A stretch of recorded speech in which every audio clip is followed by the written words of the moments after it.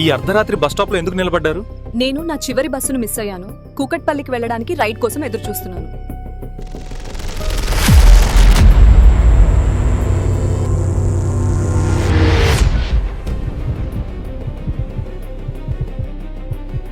రేయ్, నమ్మలేవురా, ఆ అమ్మాయి నా బైక్ వెనకాలే ఉంది. ఇప్పుడు చూస్తే అగో ఆ బస్ స్టాప్ లో నిలబడింది.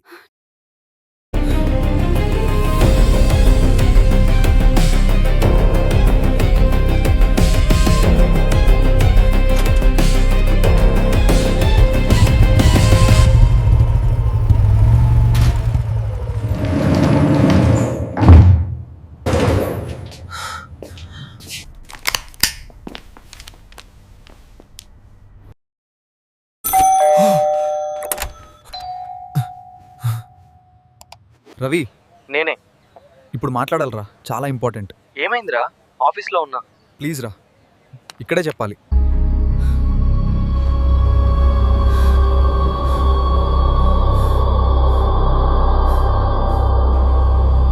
No no no, this can't be. Sorry రా, traffic. Ravi, you scared the hell out of me. What happened to you? You look like you didn't sleep at all. ఇదంతా చెప్పాలంటే చాలా పొదవైన కదరా. నాకే కలలా అనిపిస్తుంది. రిలాక్స్ రా మురళి. నెమ్మదిగా చెప్పు, నిన్న రాత్రి ఏం జరిగింది?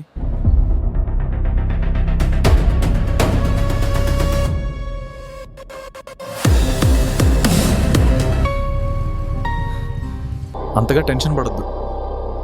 ఏదో పీడకలు వచ్చినట్టుంది నీకు.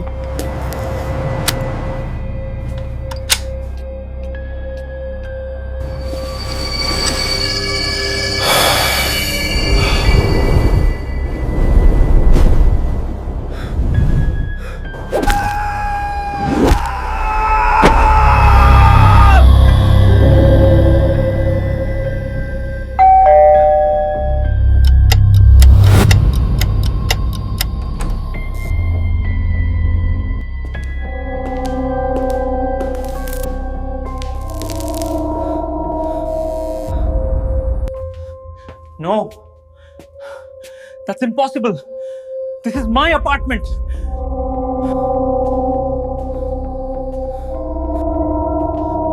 No. నాకే ఎందుకు ఇది జరుగుతుందిరా? ఏం జరుగుతుందో నాకు అర్థం కావడం లేదు. ఈరోజు ఫ్లాట్కి వెళ్ళి పడుకో. రేపు ఓనర్తో మాట్లాడి విషయం తేల్చేద్దాం. నిన్న రాత్రి నుంచి ఇంట్లో ఏదో తేడాగా జరుగుతుంది. బెల్ కొట్టిన శబ్దాలు. అరే, నువ్వు అలా అనొద్దు మురళి. అలా కాదు అంకుల్, నాకు ఒక అమ్మాయి కనిపిస్తుంది. అద్దంలో, కాఫీ షాప్లో, ఇక్కడ కూడా ఉన్నట్టే అనిపిస్తుంది. అమ్మాయా? ముందు ఆ ఇంట్లో దివ్య అనే అమ్మాయి ఉండేది, ఒంటరిగా. దివ్య? అవును, దివ్య. చివరి 3 నెలలు అదే ఇవ్వలేదు. Phone switch off. ఒకరోజు అలా మాయమైపోయింది. ఎవ్వరూ లేరా ఆమెకి. ఇండిపెండెంట్ అనుకున్నారు, వెళ్ళిపోయి ఉంటుందని. I finished reading it, every page. Someone followed her, watched her, cornered her. Harassment? Not once. తను భయం గురించి రాసింది, తన జీవితంలో చిక్కుకుపోవడం గురించి. ఎండింగ్ ఎవ్రీథింగ్ ఎస్కేప్ అనుకుంది. She planned it. అవును, హైదరాబాద్ అవుట్స్కట్స్ లో ఒక హిల్ గురించి రాసింది. I don't think she jumped, Ravi. You think she's alive? I know she is. They're guiding me To her? to the truth. ఏదైనా జరిగుంటే మొదట ఆమెను తీసుకెళ్లేది ప్రభుత్వ ఆసుపత్రికే, ప్రైవేట్ హాస్పిటల్ కాదు.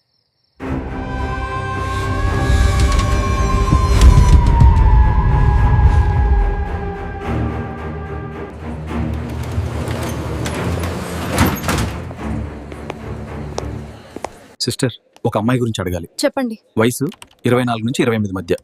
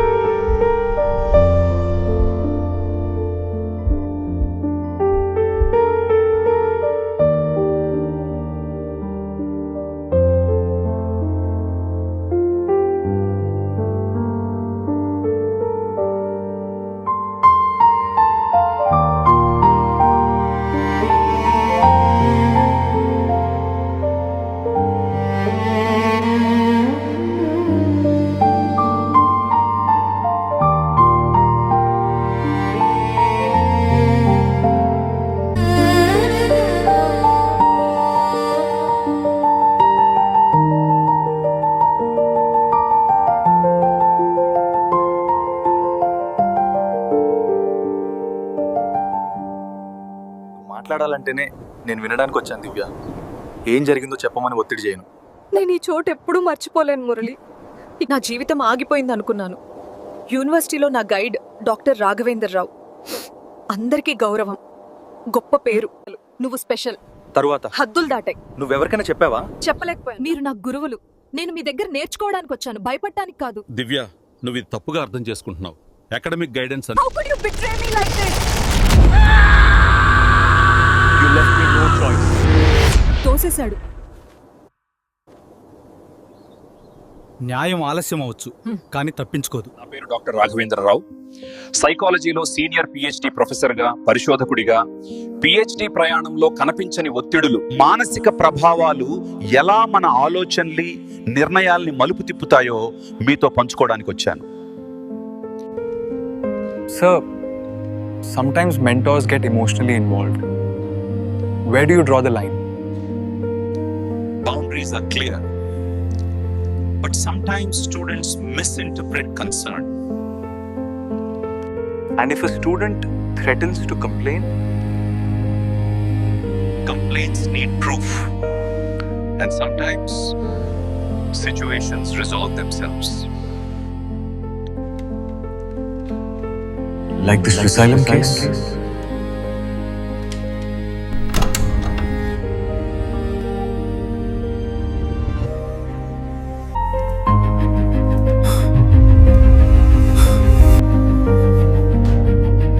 You're alive? I didn't want to push you. I swear I never meant for it to happen like that. Dr. Raghavendra Rao, you are being placed under arrest. The signal was active during the exact time of the incident. You have the right to remain silent.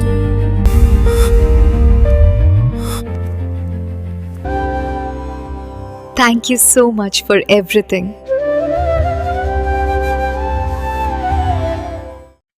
చెప్పాలని ఉంది, గొంతు విప్పాలని ఉంది,